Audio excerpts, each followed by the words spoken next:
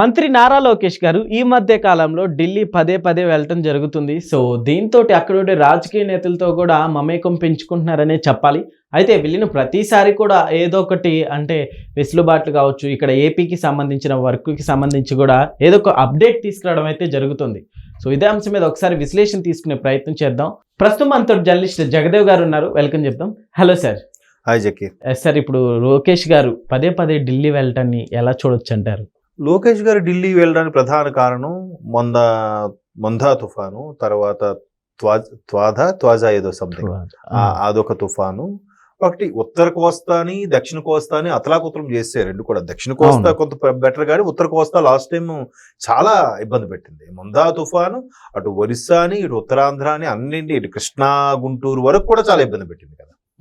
So దానికి సంబంధించిన నిధుల కోసమో లేదా రాష్ట్రానికి అవసరం నిధుల కోసమో ఆయన వెళ్తున్నాడు. పైపెచ్చు పబ్లిక్ రిలేషన్స్ అనేది చాలా ముఖ్యం. ఏ నాయకుడైతే తండ్రి పేరు చెప్పుకొని వచ్చి పెద్ద ఇదిగా ఉండిపోయాడు, పైగా ఎన్టీఆర్ గారు వారసుడు అంటే ఈయన ఎందుకు వారసుడు అవుతాడు, పెద్ద ఎన్టీఆర్ గారు వారసుడు ఎందుకు, కూతురు బిడ్డ అయితే వారసుడు అవడా? చాలా మందికి మగపిల్లలు ఉండరు, అవరా? సో అట్లా విమర్శించే వాళ్ళు, లేదు జూనియర్ ఎన్టీఆర్ గారే వారసుడు అవుతాడు కానీ ఈయన ఎక్కడ అవుతాడు అనడం, పైగా ఈయనకి మాట్లాడడం రాదు, పప్పు ఇంకా మరి ఒకటి కాదు పప్పు అన్నారు, గిప్ అన్నారు, ఏమో చేశాడు. ఆయన కరోనా ముందు లోకేష్ గారిని చూడండి, కరోనా తర్వాత లోకేష్ గారిని చూడండి, అది ఆయనే స్వయంగా ఒప్పుకున్నమాట. నిజంగా ఆయన శ్రీమతి ఆయన చాలా బాగా ట్యూన్ చేసిందంట. ముందు ఆ బాడీ ఒక షేప్ లో తీసుకొచ్చుకోవాలి, ఎందుకంటే మనిషి ఏదైనా సాధించాలంటే ముందు కావాల్సింది బాడీ ఫిట్మెంట్. సో ఫిట్ గా ఉండాలి, దాని తగ్గట్టు మీరు వెళ్ళాడు, ఫిట్ అయ్యాడు. ఎవరైతే విమర్శించారో వాళ్ళందరూ నోర్లు మూయించాడు. అనర్గళంగా without paper English, Hindi, Telugu మాట్లాడాడు. తండ్రికి అరెస్ట్ అయిన తర్వాత నేషనల్ మీడియాకి వెళ్ళి ఇంగ్లీష్ లో మాట్లాడాడు, హిందీలో మాట్లాడి ఇంటర్వ్యూస్ ఇచ్చాడు. అందరినీ కలుపుకుపోతున్నాడు. ఎక్కడ ఏ దేశం వెళ్ళినా అక్కడ ప్రవాసాంధ్రులు ఎవరున్నారు వాళ్ళు కలవడం, మీటింగ్ పెట్టడం. ముందు వెళ్ళిన పని కాదు, ముందు వాళ్ళు కలవాలి. కలిసి అయ్యా ఏంటి మీరు మన ఆంధ్రప్రదేశ్కి ఏం పెట్టుబడులు తేగలరు, మీరు ఆ కంపెనీలో ఏ పొజిషన్లో ఉన్నారు, మీరు ఏమైనా హెల్ప్ అవుతారా, లేదంటే మీ కంపెనీ సీఈఓని కలపడం నాకు అపాయింట్మెంట్ ఇవ్వండి, నేను మాట్లాడి ఎక్స్ప్లెయిన్ చేస్తాను, నేను ఒక రాష్ట్ర మంత్రిగా వచ్చాను. అలాగే దొరికిన అవకాశాన్ని అంతటా కూడా వినియోగించుకుంటున్నాడు. కాకపోతే ఇప్పుడు దానిపై వచ్చిన విమర్శ ఏంటంటే 2019కు ముందు ఏదైతే రాష్ట్రానికి రావాల్సిన అనాథగా మిగిలిపోయిన ఆంధ్రప్రదేశ్కి నిధులు కానీ స్పెషల్ ప్యాకేజ్ కానీ స్పెషల్ స్టేటస్ ఇవ్వని బీజేపీ ప్రభుత్వానికి వ్యతిరేకంగా చంద్రబాబు నాయుడు గారు మాట్లాడారు. అంతే కదా, ఇప్పుడు నాకు ఇస్తాననేది ఇవ్వకపోతే ఎవరికైనా బాధ అనిపిస్తుంది, కోపం వస్తుంది.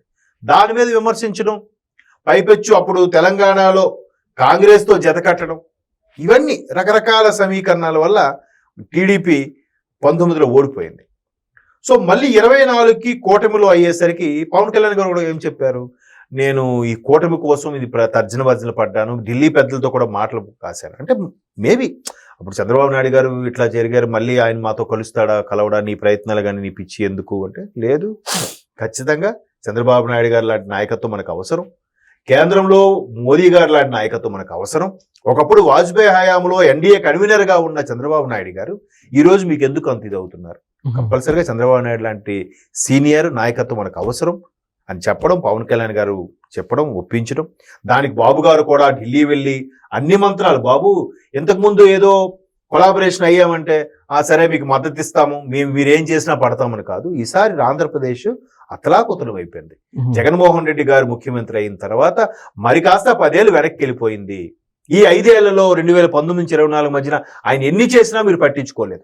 ఆఖరి తిరుపతి వెంకట విషయంలో కూడా దారుణం జరిగినా ఏమీ పట్టించుకోలేదు కేంద్రం.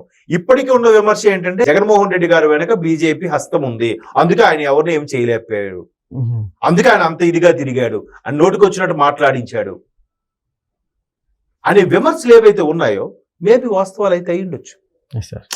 జగన్మోహన్ రెడ్డి గారు 12 ఏళ్ళుగా 13 ఏళ్ళుగా బెయిల్ మీద తిరగడం ఏంటండి, బయటికి ఉండడం ఏంటండి, ఆయన ముఖ్యమంత్రి అయిపోవడం ఏంటండి, ఇది ఒక రకమైన విమర్శ అయితే ఉంది. సో మొత్తం మీద అవన్నీ పక్కన పెడితే లోకేష్ గారు ఎప్పుడు వెళ్ళినా మోదీ గారు అపాయింట్మెంట్ ఇస్తున్నారు, అమిత్ షా గారు అపాయింట్మెంట్ ఇస్తున్నారు, రాజ్నాథ్ సింగ్ గారు అపాయింట్మెంట్ ఇస్తున్నారు, నిర్మలా సీతారామన్ గారు అపాయింట్మెంట్ ఇస్తున్నారు. ఎందుకు ఇస్తారు, కూటమిలో వ్యక్తినా కాదే, అట్లా చేసుకుంటున్నాడు. ఒకప్పుడు ఢిల్లీ పెద్దలంటే ఏదో ఉన్న పరిస్థితులు కాదు ఇప్పుడు. ఎస్ సార్, ఇప్పుడు నారా లోకేష్ గారి గ్రాఫ్ కూడా రానున్న ఎలక్షన్స్ లో ఏ విధంగా పెరగచ్చంటారు? ఆల్రెడీ అదే చెప్తున్నాను కదండి, తండ్రికి తగ్గ తనయుడు అనిపించుకునే స్థాయిలో ఉన్నాడు ఇప్పుడు ఆయన. ఎక్కడ ఇప్పుడు పైగా ఆయన ఏజ్ ఫ్యాక్టర్ నిజంగా లక్ అని చెప్పాలి. కొంతమందికి పదుల సంఖ్యలో బిడ్డలు ఉన్నారు, బట్ ఈయన ఒక్కడనే కన్నాడు, ఒక్కడు చాకులో తయారయ్యాడు. ఎట్లా? ఏదైతే అన్ని విషయాలకి ఉన్నాయో యువనేతగా యూత్ తో మాట్లాడుతున్నాడు. వాళ్ళకి ఏదైనా సమస్యలు వస్తే ఇమీడియట్ గా ఆయన టీంతో పరిష్కరించుకుంటున్నాడు. అమ్మా మీది ఇది అవుతుంది, ఇది చేద్దాం. ఒక అబ్బాయి ఐఐటీలో సీట్ వచ్చింది సార్, చదువుకోవడానికి డబ్బులు లేవు, సరే అరౌండ్ చేశాడు డబ్బులు. ఒక అబ్బాయి సార్ నేను దుబాయ్లో ఇరుక్కుపోయాను, రప్పించాడు. ఇంకోడు యమన్లో ఇరుక్కుపోయాడు, రప్పించాడు. ఇంకో మహిళ కేసు ఏదో ఇరుక్కుంటుంది, ఆమె గురించి లాయర్ పెట్టి వాదించి ఆమె తెప్పించాడు. ఒకటి కాదు, ఇది బయటికి తెలిసినవి, బయటికి తెలియనివి చాలా ఉన్నాయి.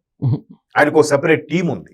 అటు హైదరాబాద్లో ఒక టీం ఉందట, అటు మంగళగిరిలో ఒక టీం ఉందంట, అలాగే అమరావతిలో ఒక టీం ఉందంట. అంటే టీం అంటే లోకేష్ గారు యువనేతగా ఎవరెవరు వస్తున్నారు వాళ్ళతో ఈయన బాబు ఎట్లా ఉంది మన సమస్య, మా ఆంధ్రప్రదేశ్ ప్రజలకి ఇబ్బంది ఉంది, ఎవరైనా సార్ట్అవుట్ చేయగలరా, చేద్దాం సార్.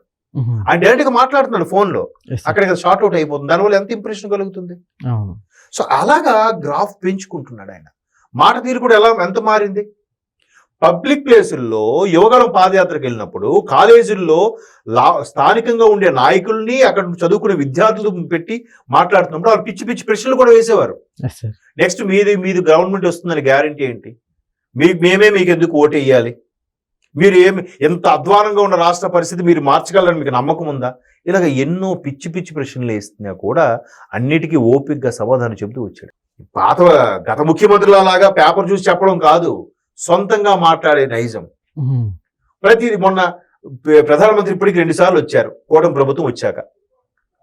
అంతకుముందు స్టీల్ ప్లాంట్ కి సంబంధించి ఒకసారి వచ్చారు, మొన్న కూడా ఇంకోసారి 2 సార్లు కూడా పర్యవేక్షణ అంతా కూడా లోకేష్ గారు చూసుకున్నారు. ఎందుకు ఆయనకి చెప్పారు? మిగతా ఎంతమంది మంత్రులు ఉన్నారు, సీనియర్ నాయకులు ఉన్నారు. అంటే ఆయన ఏజ్ కూడా మిడిల్ ఏజ్ రావడం వల్ల ఇటు యువతకి దగ్గర అవుతున్నాడు, అటు సీనియర్లకు కూడా అరే లోకేష్ బాబు ఎలా ఉన్నాయి ఏంటంటే కాంప్రమైజ్ అయ్యేలా మాట్లాడుతున్నాడు. ఏదో ఇష్యూస్ వచ్చినా కూడా తెర మీదకు రాకుండా సార్ట్అవుట్ చేసేస్తున్నాడు. పైపెచ్చు ఎవరైతే సీనియర్ మంత్రులు ఉన్నారో వాళ్ళందరూ ఈయన చిన్నప్పటి నుంచి చూసిన వాళ్ళే, చిన్నప్పటి నుంచి ఎరిగిన వాళ్ళే. ఈయన కూడా ఆ చదువుతోనో లేదంటే అంకుల్ అనే స్థాయిలో మర్యాదతో ఇట్లా ఉంది, ఇలా ప్రాబ్లం ఉంది, లేదా బాబు నువ్వు చెప్తే కాదని చేద్దాం బాబు. అది అందరికీ రాదు. అదే పిఆర్ అంటే పబ్లిక్ రిలేషన్ మెయింటైన్ చేయడం చాలా కష్టం. ఈరోజు హోంమంత్రి గారిని కలవడానికి వెళ్ళినప్పుడు రాష్ట్ర హోంమంత్రి అనితగమ్మ వెళ్ళినారు, కేంద్ర హోంమంత్రి రామ్మోహన్ నాయుడు గారు, కేంద్ర పౌర విమానయాన మంత్రి రామ్మోహన్ నాయుడు గారు ఉన్నారు, మంత్రి లోకేష్ గారు కూడా ఉన్నారు. ఎంతో బిజీగా ఉంటారు. అమిత్ షా గారు ఎందుకు అపాయింట్మెంట్ ఇస్తారు? వీళ్ళు నచ్చకపోతే గిట్టకపోతే వేరే పని ఉందని చెప్పవచ్చు కదా. గతంలో కాంగ్రెస్ ప్రభుత్వం ఉన్నప్పుడు మంత్రులు ముఖ్యమంత్రులు వెళ్తేనే బిజీగా ఉన్నారమ్మా, కలవడం కుదరదంటే వాళ్ళు తిరిగి ఫ్లైట్ వెనక్కి వచ్చేసి మళ్ళీ వెళ్ళిన సందర్భాలు కోకొల్లలు. మరి ఇప్పుడు అలా లేదుగా. ముందు ప్లానింగ్, సార్ పలానా రోజు పలానా దానికి వద్దాం అనుకుంటున్నాం, కలుద్దాం అనుకుంటున్నాం, ఎస్టిమేషన్ చెప్పి కేంద్రానికి లేఖ రాశాను, హోంమంత్రితో ఫోన్లో మాట్లాడాను కాదు, డైరెక్ట్గా లేఖ తీసుకెళ్ళిస్తే ఎలా ఉంటుంది? శుభలేఖ ఇచ్చినప్పుడు ఇంటికి వచ్చి సార్ మీరు మ్యారేజ్ తప్పకుండా రావాలంటే ఎలా ఉంది, శుభలేఖ వాట్సాప్లో పెట్టేసి ఫోన్ చేసి మీరు పలానా రావాలని అంటే ఎలా ఉంది? తేడా ఉందా లేదా? అక్కడ అది వాళ్ళు ఇంప్రెస్ అవుతున్నారు. అది కదా కావాల్సిందే. సో ఆ విధంగా ఆయన వెళ్తున్నాడు. పైపెచ్చు చంద్రబాబు నాయుడు గారితో రిలేషన్ పెట్టుకోవాలంటే వాళ్ళు కూడా భయపడతారు అని ఏదో బ్యాడ్ ప్రాపగండా చేస్తున్నారు. కాదు, ఇది మెల్లగా ఆయన ఆ పబ్లిక్ రిలేషన్స్తో అందరికీ చేరువవుతున్నాడు. అదే నాయకుడు లక్షణం. బరస్ట్ అయిపోయి బూతులు తిట్టడం లేదా పక్కోలతో తిట్టించడం ఆయన టీముగా ఏర్పడుతుంది పేదలకు సాయపడడం కోసం. మిగతా వాళ్ళందరూ మాజీ మంత్రులు వాళ్ళు తిట్టడం కోసం కాదు. ఎవరైనా తిడుతున్నారు అలాగా నోటికి వచ్చినట్టు? లేదు కదా. ఇప్పుడు 2024 జూన్ తర్వాత నుంచి అలా తిట్టడం లేదు కదా. ఒక్కటి తిట్టాడు ఎవడో ఒక ఆయన, వాడిని వెంటనే అరెస్ట్ చేశారు, టీడీపీ నుంచి సస్పెండ్ కూడా చేశారు, పేర్లు అనవసరం కానీ. సో అది లోకేష్ గారి strategy. Okay sir, thank you.